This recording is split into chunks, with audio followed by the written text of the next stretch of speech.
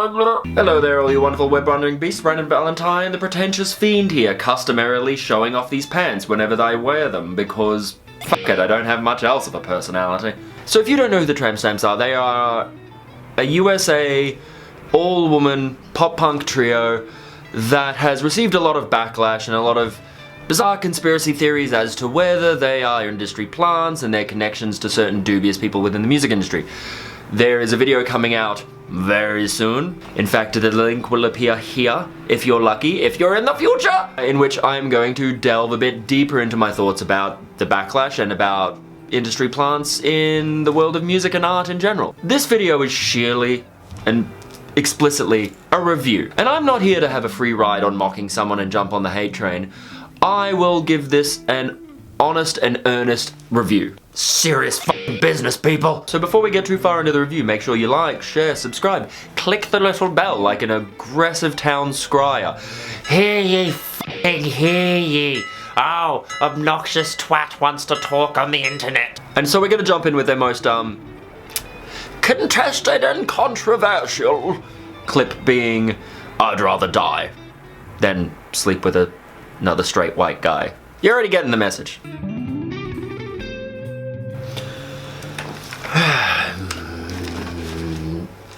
Right off the bat, I want to be very clear in my overarching opinion of this, that it's not good.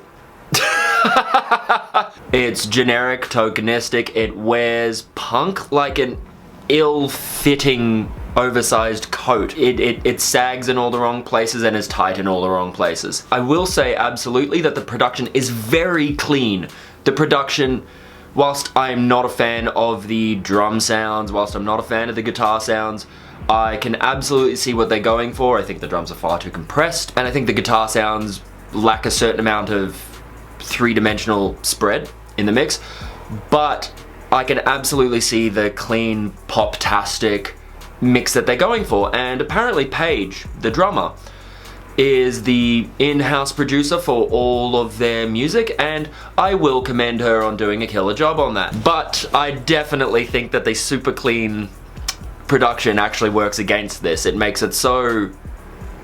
glitzy's not the right word, but there isn't that warmth or live experience that you kind of want to get out of a punk or rock album. Musically, there's actually not much to talk about. There's actually not much to pick on or actually bring to the forefront. It's very simplistic.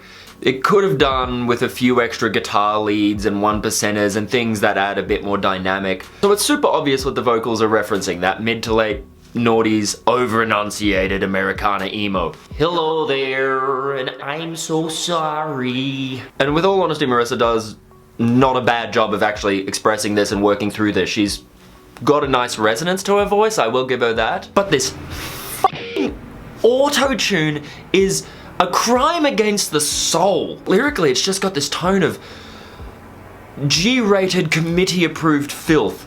Like, oh, that's what a punk should say. That's the punk attitude that we have to embody, yes. But as I say in the other video, the core message of being over crap men who mistreat you either physically, mentally, emotionally, and don't satisfy you sexually is a fine subject matter. But we get so quickly into this quite gross shaming of someone who might not want to actually have sex with you, and it just seems like you're pressuring this individual into doing it when maybe they don't fucking want to, and then shaming them for their sexual performance, and then shaming them for wanting to spoon later. It's definitely an ill-formed set of lyrics to be attributed to an act that promotes itself as radically feminist. Look, as a whole, this track is really generic, and I've heard everything from the chord progression to the vocal melody thousands of times before. And I've heard it done so much better than this so many times, but you know, to be honest, I have also heard it done worse. But without further ado, onwards we go to 1-800-MISS YOUR GUTS. So right out of the gate, 1-800-MISS YOUR GUTS is, I think, significantly better. The intro is humble and honest. I think the over-enunciated vowels in the vocals get quite tiring and they can feel quite forced, which is always an issue with vocals. That feels like you're wearing a mask of a voice, like that's the move you're meant to make. And in the style of the first, the production is so ungodly poppy that the harmonies, which are quite good harmonies, I'll say, all the harmonies are fine, except they're just the wrong harmonies for the type of song. They're this kind of overbearing Ariana Grande pop cinematic harmonies which sound good but wrong for the song. You kind of want to imagine that someone's telling you this story over a campfire or like as a personal message, and this huge amount of cinematic harmonies just kind of rips you out of it a little bit. But yet again, same thing with the previous song. There's just not much to actually talk about. The vocal melodies are very generic if you've listened to any of this type of music before. But you do believe what she's saying. Her delivery and emotional performance in this song is much better than the prior one. But by the time you've hit a chorus or two in this song, you're wanting anything to take off. And by the time you hit that last chorus, it never rockets off in the right direction. You're just left there with the musical version of Blue Balls, I guess.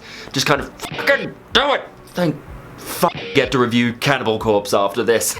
In the second verse, we're hit with way more of a pop move again with these super compressed electronic style sounding drums, which just suck any of the energy that the song has built, the small amount of energy the song has built, and just takes that energy out into the field like Old Yeller and just puts it down.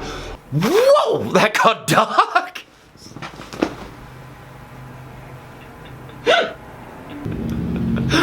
What the fuck? So finally we move on to the song Sex With Me.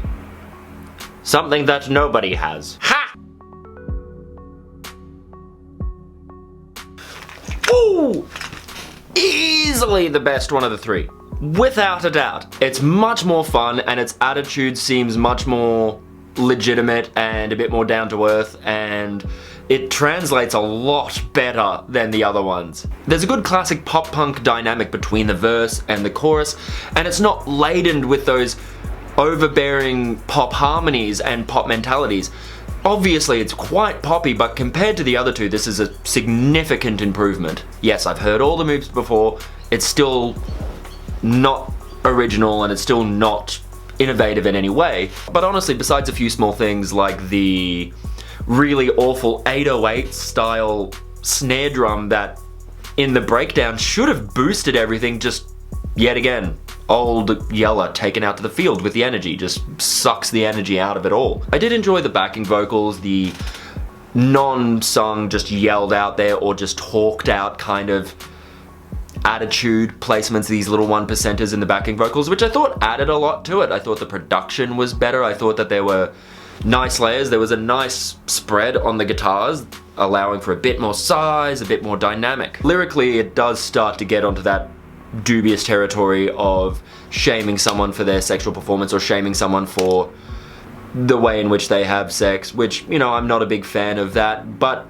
it does it in a way that is kind of expressive of the worries of many women or the angsts of many women where they are left unsatisfied by selfish lovers of men, and so I think it's definitely much more in the right direction as opposed to just shaming someone for not sleeping with them.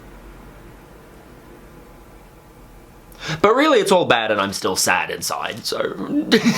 So look, in the end, all the outrage about this being the worst music people have ever heard is a little overhammed and a little dramatized for the internet. I've definitely heard worse, don't get me wrong. This is very generic, very tokenistic, and as I said at the start, wears punk very, very awkwardly, and it's idealistically very not punk, and that's the most offensive thing about it. But in the end, go have a listen and come back and let me know what you think.